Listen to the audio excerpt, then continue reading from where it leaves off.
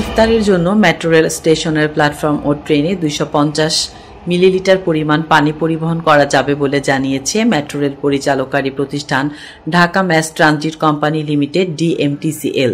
DMTCL এর MRT line 6 এর উপপ্রকল্প পরিচালক গণসংযোগ মোহাম্মদ আহসান উল্লাহ শরীফের গত 27 ফেব্রুয়ারির স্বাক্ষরিত পবিত্র রমজান মাস উপলক্ষে মেট্রো রেল চলাচলের সময়সূচিতে এ তথ্য জানানো হয়।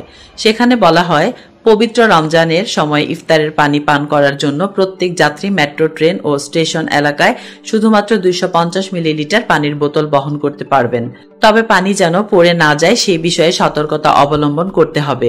ব্যবহৃত পানির বোতল অবশ্যই প্ল্যাটফর্ম, কনকোর্স, প্রবেশ ও বাহির হওয়ার গেটে থাকা ডাস্টবিনে ফেলতে হবে। আরও বলা হয়, কোনো অবস্থাতেই প্ল্যাটফর্ম, কনকোর্স ও মেট্রো রেলের ভেতর অন্য কোনো খাবার গ্রহণ করা যাবে না।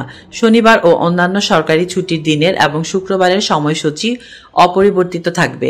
সময়সূচি অনুযায়ী সর্বপ্রথম মেট্রো রেল উত্তরা উত্তর স্টেশন থেকে সকাল 7:10 ছাড়বে ও সর্বশেষ ট্রেন রাত 9:30টায় ছাড়বে।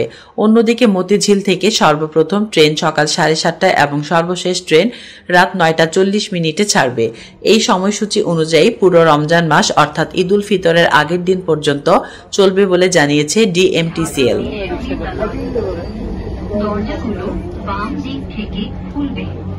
তাসলিমা আক্তার শিমু, SBS বাংলা।